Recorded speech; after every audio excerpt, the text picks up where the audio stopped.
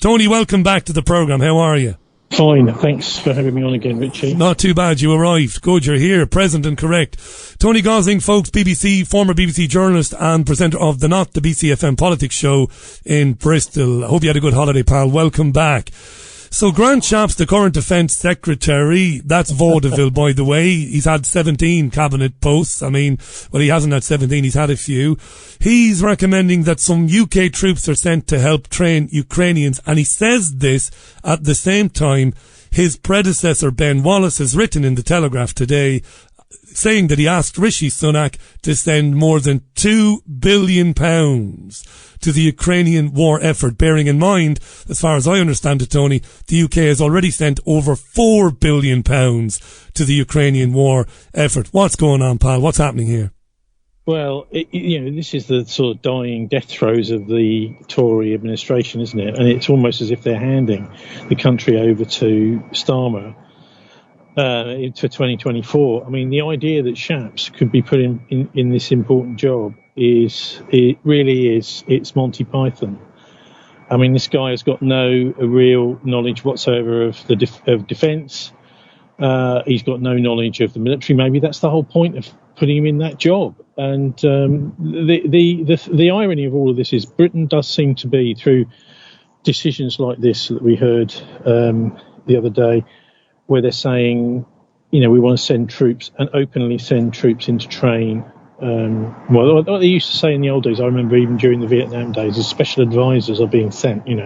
This is soldiers to train them, and if they can't use the equipment that we're giving them, they will use it for them. And so this is going to get more British soldiers killed by Russians, I don't doubt. And the Russians are now going to be deliberately, and in fact they have been doing this already, targeting NATO personnel in the country. They know where they are, they're watching them, they're listening electronically to where they are, and so they're making sure that the Britain and, I mean, what it says to me... Hang on a second, Tony, hang on a second. If British troops are training Ukrainian troops, they're unlikely to be doing that near the front line or in harm's way. So it's very unlikely they're going to be killed, I would argue. Well, there was. I can't remember the name of the city, but there was a couple of months ago an attack on a pizza restaurant, which was where NATO personnel were in the pizza restaurant in Ukraine. I mean, this is a sort of open secret, really, that some of the senior people, not just ordinary squaddies doing the training, are over there, as a liaison between the ever-diminishing Ukrainian ground forces and the ever-diminishing supply of new people who just simply know that they don't want to die at the hands of the Russians. They don't even necessarily believe in Zelensky and what he stands for anymore. And that we've been over there making sure that the communications between the American satellites, the British and American weapon systems, and the few remaining Ukrainian soldiers is all working swimmingly. So, I mean, it's another proxy war. It's very much like, sending ISIS in for Syria. The idea is that nobody is supposed to know that this is our army. And, of course, the Russians know very well. They don't want to pick any fights. And that's one of the reasons, this announcement by Shapps, no doubt, is one of the reasons why yesterday we saw the Russians announce a massive national nuclear weapons drill for the public, for the population. So they're saying if there is a threat of nuclear attack, we want everyone to be ready. We want everyone to be in bunkers and God knows what. And the Russians and the Chinese will take this seriously. They will protect their population. Whereas the West, when we got rid of the Civil Defence Act, I'm thinking about back in, it was around about, I think it was 94, 95, 96, around about that time, and replaced it with the Civil Contingencies Act. I got a kind of shiver down my spine seeing this change, because it was quite clear that the new arrangement wasn't going to be protecting the British public at all in a nuclear war. It was going to be protecting the existing administration, so to say, the leaders of Bristol City Council, maybe the regional seat of government, and Westminster, and the existing top power structure. But they weren't going to be making any measures to protect the public from a potential nuclear war, or any other kind of war. So this is where we are. The Chinese and the Russians protect their public. They take this seriously.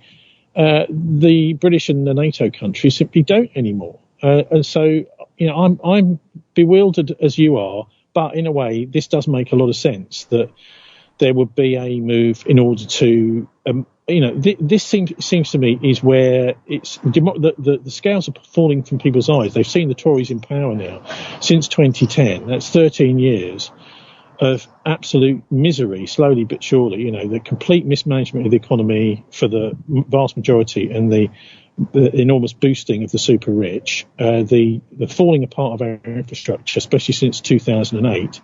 And the taking away of all the money from local authorities to what used to be called the rate support grant, so that the local authorities are collapsing, social services are collapsing, youth services, everything is collapsing. And so there needs to be some sort of change to make it look as if you can vote for something which might change things. And it won't. Can I just take issue with something you said a moment ago? You said the Chinese and the Russians. You said, or you hinted at, they care more for their people, or are more interested in protecting their people. I would argue the opposite is true. China is about one of the most controlled places on earth. It's a terrible place to live, number one. Number two, what has Vladimir Putin ever done except that which was good for his oligarchical friends and his billionaire mates? It's no better in Russia either. Let's address those one by one. First of all, the Chinese people protect their population precisely because that population is controlled, and it's precisely because the people are actually doing what the leadership want most of the time, being very productive, etc. And it's a fairly supine, if there are protests, they get put down pretty ruthlessly, population. And so this is the quid pro quo you're getting during, in a Chinese Communist Party led dictatorship, is you're going to get the protection from the dictator, from the Pope, as he is. He wants everyone to believe in him effectively, and if you say anything against him, you go to jail. If you laugh during the national anthem, you go to jail.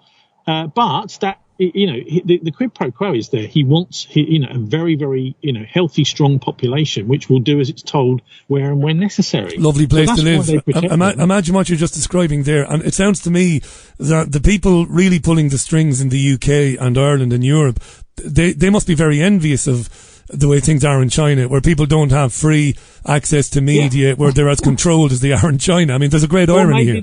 Yeah, or maybe they aren't even in the UK. Maybe they are in Beijing. Maybe they're in Shanghai, the people pulling the strings in the UK. I look at the policies that are being implemented here, and I think this doesn't benefit anybody except the big rising superpower. Look, you ask also about Putin. He's got massive support, Richie, in his country. When there's an election next year, the United Russia Party is going to win again, because look at his approval rating. It's enormous. And you believe the Russian media? Are you telling me that you believe those approval rating numbers? Hang on. If we heard our own government saying, right, there's going to be a nuclear war drill, we're going to make sure that there's plenty of bunkers around for everyone to run into if there's a nuclear war, well, at least we're going to give you a chance to survive it. No, but they are doing that in Russia, and they are doing that in China. So, that's the big difference, is our leadership don't seem to give a damn about this, whereas theirs do. And I would also say something about King Charles the other day. When he was in France last week, yes. A week before maybe, giving his speech where he gave this most idiotic, really a misreading of history, which explains a lot about this whole Nazigate business in the Canadian Parliament. If Charles is there saying in the French Parliament, well, the Germans and the French and the British, the British and the French got together and we defeated the Nazis. He's just written the whole of the 30 million Russians that died defeating Hitler out of history. And this is one of the reasons, I think, why we get this idiotic reaction in Canada with all these people, these idiotic, useless MPs who don't know anything about history and think that, maybe that the British and the Russians weren't even involved in the Second World War, cheering on this sergeant from the Waffen-SS. And by the way, I'm standing in Weston-super-Mare at the moment, which is quite close to where that story started. It was a guy called Warren Thornton that dug out the information about this guy's service record that got the Speaker of the Canadian Parliament sacked last week, and Trudeau having to make this embarrassing. And I think this has had massive ramifications amongst the Canadian population. It's like, the idea that you've got this big round of applause for the Waffen-SS in the middle of the Canadian Parliament, when all those tens of thousands of Canadians died in the Second World War fighting people like him, I don't think Trudeau has a chance politically in the future. I think that's the sort of mistake, embarrassment, etc., which can completely kill an individual politician and make them totally toxic, like somebody like Nicola Sturgeon became up in Scotland, and they realised, and also, of course, here in like somebody like Boris potentially becomes so toxic that the party won't back them and they just move them out. So I don't think we'll be seeing much of Trudeau in any elections in Canada. Maybe not. Well, they're moved on. I believe, this is my opinion and my opinion only, those who anoint prime ministers, those who anoint presidents, they move them on when they feel they've outlived their usefulness, don't they? I mean, we've got to imagine that it's not a stretch of the imagination that when you get to such a lofty position, there are going to be filing cabinets full of information on you that you won't like. You know, and when your time is up, it's a case of, right, open a file, let's get rid of him, put somebody else in. Well, I would love someone to really look into Starmer's file. I was just going to mention it. That was my next question. Guy, I mean, he is one of the most toxic. The thing is, the reason that the press hasn't been putting this on front pages week after week, day after day, is because he's their little puppy. He's the heir apparent, yeah. Yeah, they won't talk. They won't diss him because, and by the way, all this stuff about Russell Brand. I know you wanted to have a chat with me about that last week, but I would say one thing about that, and that is, it's shown to me just how ineffective the legacy media, the Channel 4 is now, because his ratings, I mean, okay, so his monetization may have gone, but his ratings are up higher and higher. In fact, they've got the mainstream press coming on there trying desperately on the BBC last week. They had Kath Viner from The Guardian and Katie Razzle, who's the BBC's media editor, saying, oh, what are we going to do about Rumble? They are in panic mode because they realise that by having this smear campaign and the hatchet job on Russell Brand, it's totally backfired on them, and Russell's got even more followers now. Now on that, let's stay with that. The online safety, but I'm not going to argue with you about Russell Brand's character because there's no point, because anything I say will just be my opinion, and my opinion doesn't really matter on Russell Brand. So forget him per se. He's good on COVID. He was very good on COVID. Yeah, but I mean, did he say anything original? Did he say anything that hadn't been said by other more prominent people? Yeah. Original. But anyway, but the whole point here is Rumble, isn't it? And the idea that with the online safety bill becoming law when Charlie decides to sign whichever parchment they put in front of him, Ofcom will then have the power to remove Rumble from our. Well, I mean, people say you can use a VPN, but I'm not sure about that. But they might say, right, Rumble is banned just in the same way that RT.com was banned. So maybe there's a far deeper story going on than just Russell Brand. Maybe Russell Brand is being used by those who want to stifle and stymie free speech, not because Russell Brand himself per se is any threat to the establishment, because he isn't, but that other people are, medical people, and they go on Rumble as well. What do you think? Do you think it's likely that Ofcom will try and get Rumble, kick it into the long grass and ban it in a few months? Well, of course. I mean, we're looking at a time now, which is, I think we've really got to make the most of the internet whilst it's still there, because with the online safety bill, this is going to mean, and I'm on a committee at the Journalists Union, the New Media Industrial Council, which has been chatting about this for the last 4 or 5 years and various iterations of this bill. And to begin with, there was a lot of enthusiasm for it, saying protecting people who are being bullied online. But this has all kind of fallen away now, because we've realised that what they're actually doing is trying to have an unelected appointee committee policing the internet and saying what's true and what isn't, what is damaging, what's dangerous, who is hurt by what, and saying that this sort of information is false and this isn't. And this is not the job of Ofcom. If something can be proven absolutely rigidly to be totally untrue, then still people should be allowed to print it and publish it. I think when it comes to incitement to crime, that is irresponsible for publishers to do it, and that should be dealt with by maybe the police, but certainly not by Ofcom. I don't actually think we need anything like Ofcom right now. What we need is police that, for example, prosecute people that peddle child pornography online, which they don't seem to be capable of doing. We know that the whole thing about cybercrime, that's what it's really about. But I don't think we even need. I mean, by the way, of course, I mean, people may not realise. I think it was 2017. Bilderberg, Ofcom were there, being entertained by Henry Kissinger, by Alex Karp, the Palantir guy. who's been involved in developing this software that they're now using to use AI to target Russians and kill them with missiles, all AI missiles and drones and God knows what, over in Ukraine. And so this is Ofcom. And for them sitting down with these Bilderberg types and having lunch with them and not saying anything about the meeting that they're going to, tells me exactly what they're about, which is this is another kind of Mariana Spring operation where they're realising that the legacy media isn't being believed anymore. And so all the people that are embarrassing them, showing what lies they're telling on the BBC and Channel 4, they're now trying to come along and shut them down too. And the problem is, I don't easily see how this can be prevented, how we can prevent them doing that. You know, like if they decide, Tony, it's a good question. I don't know that they will succeed though, because I mean, it's a bit like this business of. Well, can I give you an example before you tell me that? Let me give you an example. Hang on. I'm not finished my question. No, I'm not finished. Hang on. This is important. I give you loads of time. I don't interrupt. Hang on. This is very important. So you present the Not the BCFM Politics show out of Bristol Fridays at 5 o'clock. It's excellent. So you're talking about things with very interesting people, which third parties might not like. Now, with the online safety bill becoming law, what's to stop Ofcom approaching a streaming service and saying you shouldn't be streaming the Not the BCFM Politics show? Because although some of the things that are being said or all of the things might be legal, they are potentially harmful. And then you find yourself with a streaming provider. This is deadly serious. I think this is where it's going. Forget about Rumble. They'll go after the streaming providers. Go ahead.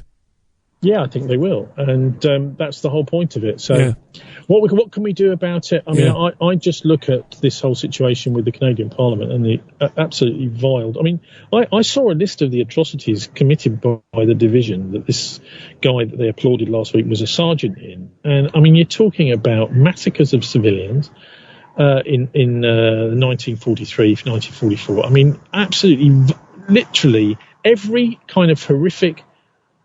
Public executions, all this kind of stuff is what they were up to. And, this isn't just an army unit. This is very much like the Israelis, I might say, the Israeli Defense Force, where you've got armed soldiers, not attacking other and killing other armed soldiers in tanks or in trenches, but just going through cities and towns, killing civilians, singling out individuals they don't like the look of and hanging them.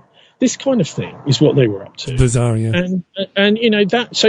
That was there was an attempt there. Isn't it interesting, isn't it, what's going on over there? They wanted to have Zelensky and Trudeau clapping this guy, giving him a standing ovation, and they were daring the rest of the world's press to say anything and to even know what they'd just done. And you know what happens is the information gets out anyway. And once the Jewish lobby got hold of it over in Canada, they were just throwing it straight at Trudeau, which is brilliant to see. But I don't know if you can ever really keep 100% a lid on the truth, Richie.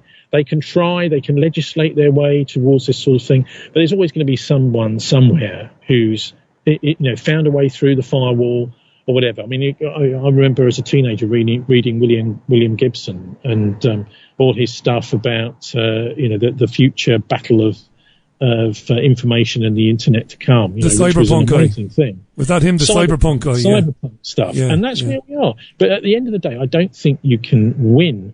I mean, what's happened is that the West knows that it's going to lose militarily against the Russians and the Chinese, so it's trying everything else, hybrid warfare.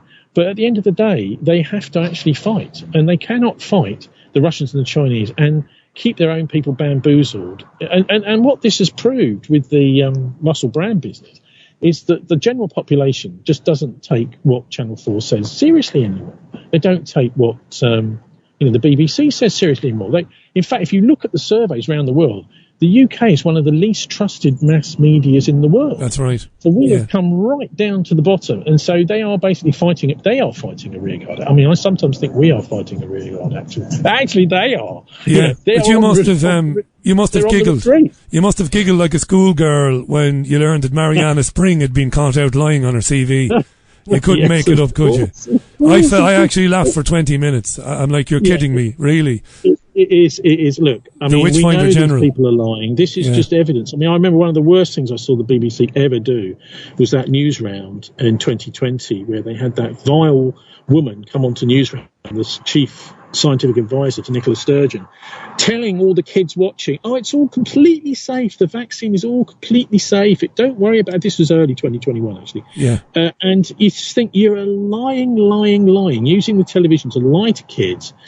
And, so this sort of thing has its repercussions. And I was asked recently by one of the TV channels about, I was having a debate with George Samueli. I don't know if you know, he's a fascinating guy from Prague, very good international analyst, quite a droll sense of humour, about whether this is the legacy of 9/11, because I don't know if you know about the news from last week, which was Matt Campbell's won his right from the Attorney General to potentially reopen his brother's inquest. He died in the 9/11 attack. Yeah, he's a great guy, Matt, yeah. Was amazing guy. And it's lovely to hear good news, isn't it? Thanks to change. Maybe it's because this government's on the way out. They think, we may as well now. But the point being that the discussion we were having was, have the Americans paid a price for 9/11? Well, George was saying no, he doesn't think they have now. They can bomb the Nord Stream pipeline with no consequence. Well, look, okay, so they can get away with these things at the highest level. Well, of course they did. And it was Jake Sullivan, by the way, who was at the Bilderberg just a few weeks before it happened, by the way, with all the other people who were the key decision makers in that Nord Stream pipeline operation that Seymour Hersh exposed. But I think the Americans have paid a massive price in terms of international credibility, and you may not be able to register it on any kind of actual scale of achievements or non-achievements or wars or people who've been killed or not, but people just do not trust the Yanks anymore at all. And that's why. And in the old days, they used to think that the Americans were a reasonable force for good in the world. Now nobody trusts them. So they really are honestly on a hiding to nothing. And the further they go down this road, the more trouble they're going to make for themselves. It seems obvious to me that, and we've now got King Charles in charge here, who's an absolute, he's one of the worst people you could possibly have in charge. He would most definitely have been involved, Richie, in this decision with Grant Shapps to announce stuff to do with British troops, because he is the commander-in-chief of the British troops. He is the head of the army, and he's also the head of all the three intelligence services. So he is definitely going to have been behind that. He won't want to talk about that to his friends who follow his little spidery letters, but he is most definitely one of the people who's involved in that decision to make that announcement, saying that more British troops are going to be going over to allegedly. Has he said anything on Ukraine since he's taken the throne? Well, other than Putin is the new Hitler. Has he said that? He said a few years ago. Yeah, he said this a few years ago. Putin is. He has. He is most definitely compared Putin to Hitler, and that was very embarrassing because, of course, it doesn't make for very good. He's supposed to be. His mum would never have done that, Richie. Well, he's supposed to be, obviously, look, we know it's a constitutional monarchy. People believe that these guys are there as a nod, a throwback to the olden times, and they don't have any power. You and I know differently. Can I ask you a question about something else? This is massive, I think. Of course, yeah. So, Tedros Ghebreyesus was on telly this afternoon, right? From the World Health Organization. So, they've announced a second vaccine for malaria. They're going to get 100 million doses of this made by next year. But the staggering thing, well, that's staggering enough, but they announced that the jab is a collaboration between Oxford, the people who made the AstraZeneca jab, which has been withdrawn because of all the problems, and the same company in India, Serum Limited or something like that, which will manufacture them. That's an incredible inversion, that, isn't it? So they rolled out Oxford's AstraZeneca jab. It caused strokes, heart attacks, amputations, major life-changing injuries. There are a lot of people taking Oxford AstraZeneca to court, and now we learn that the same people and the same crowd in India have got a malaria jab and 4 doses for children, Tony. What could possibly go wrong is my question. Well, it amazes me that the Indians put up with this, really. I suppose it's because they're just a kind of puppet government of the West. And, I mean, the Chinese too. It depends how you look at the world. I see it as really a US-China conspiracy at the top. And the Indians are kind of see themselves as playing one off against the other, but actually they're working with both. And we've also had the appalling, several horrific decisions by the Indian government. One most important is probably to do with the Kashmir situation and the secession of Kashmir. Kashmir wants to secede from India because it's mainly Muslim. It should be really part of Pakistan, but the British Mountbatten left it like that deliberately to cause this horrible situation now. And then there's also the really quite evil use of the withdrawal of cash from India, because of course it's a society which is nowhere near as much electronic money as most parts of the world. And so they got rid of all these high value cash notes from the current. People couldn't use them anymore. That's right. Just causes absolute mayhem, chaos. So they are just playing with their public like a farmer plays with sheep or goats. Messing around with people's heads in a really, really, I think, tyrannical fashion. So it doesn't surprise me that they are allowing these Western cartels. By the way, I was looking at something the other day, which I'll be using this Friday, by a guy called Matthias Rath. I don't know if you've come across him, the Rath Foundation. Yes. He's a German.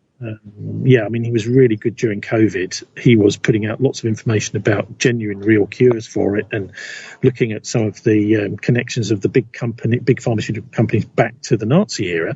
And his contention is that most of what we're seeing now is German-led cartels that have taken over Europe and the EU. I think his book is called "The Nazi Roots of the Brussels EU."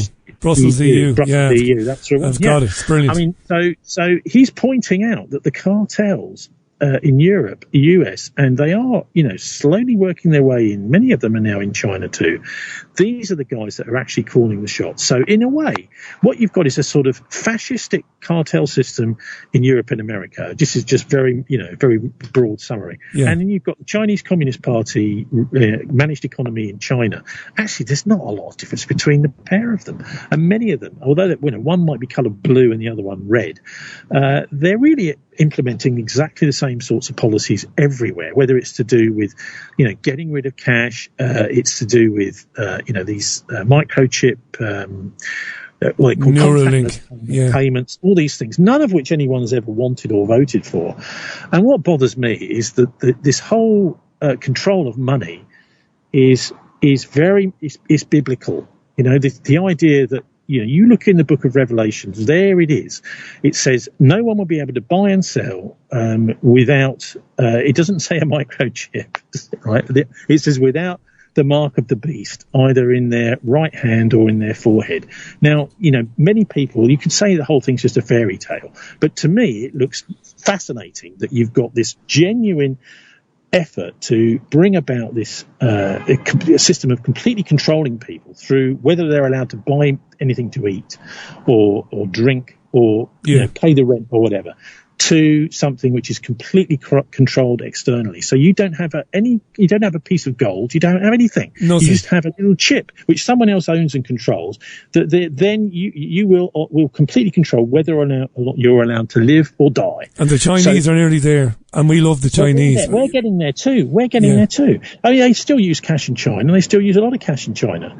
But both. In fact, when I was in Croatia recently, they hate it. They just don't like electronic money. You look at them with a card and they go, "Oh, do we have to?" So there's almost an innate thing, I think, in human beings, especially if they've just been through a massive war like they had in the Balkans. That let's just keep money. It's much better, cash, rather than this electronic rubbish. Cash is king. I've got one final question for you, probably the most important question of the evening. Is it time for the Premier League to scrap VAR after the debacle between Liverpool and Spurs on Saturday evening? T, do we need to get technology out of football? It's ruining the game. Do you care, T? Well, I think I don't actually care really, but I tell you what, I think the only reason that VAR has arrived, I mean, I think is you've got to have trustworthy referees and you've got to take all the bribery out of sport. I think there's a fantastic amount of bribery goes on, especially now there's so much money at stake in the Premier League, for example. I think there's often money gets, brown envelopes change hands, probably not electronic money, in order to throw games. I'd be surprised in the Premier League. It's gone on in Europe, but I'd be very surprised in the Premier League. It's not just, what I'm saying is it's not just the Eurovision Song Contest, you know what I mean? It's all over the place. And here's the absolute final question. Are you moonlighting by washing windscreens on the M1 today to earn some extra cash? What the feck are you doing? This is the second time in 3 conversations that I'm trying to beat the traffic talking to you. Where are you? I'm in Weston. There's no traffic around here. And are you washing windscreens for a few quid? What's going on? I'm actually out the back of the old Winter Gardens. There's no traffic anywhere here. It's, right, so you're gaslighting me now. I just heard an articulated lorry just go right up your backside. What's wrong with you? Oh, well, I think I'd have known about it. You'd have known about that. Well, there's a man going past around about 150 yards away. In studio next time. We'll do it in the second hour. By the way, the thisweek.org.uk, not the BCFM Politics Show, every Friday at 5 o'clock. My recommendation is worth its weight in gold because I don't recommend anything. It's a brilliant show. Tony Gosling and a cast of excellent analysts every Friday. Well, we have a row. Martin Summers and I, we've got this sort of, he's very much a Marxist socialist and I'm a Christian socialist. So we have a good old ding-dong. A broad agreement about a mixed economy. That is to say, we need to have our infrastructure controlled by government and we need to be able to vote. And when we vote, that will determine what sort of infrastructure we get, that sort of thing. And but on many of the other sort of more spiritual things, we are completely poles opposed. So poles apart. So it makes for a good listen to. It's a genuine discussion every week, as Martin and I kind of scrabble to sort of control the narrative, if you want, of various stories that are coming through the pipeline. I bore witness to it a couple of times. Thanks again for today. Time is up. Great to have you back, pal. We'll speak again in a few weeks. Thanks, Tony. Thanks very much, Richie. God bless you. As always, you too, pal. Thisweek.org.uk and do check out Bilderberg.org, Tony's website, which is, there's an avalanche of information on there about the power brokers, Bilderberg's secret societies. The programme 5 o'clock every Friday. It's unmissable.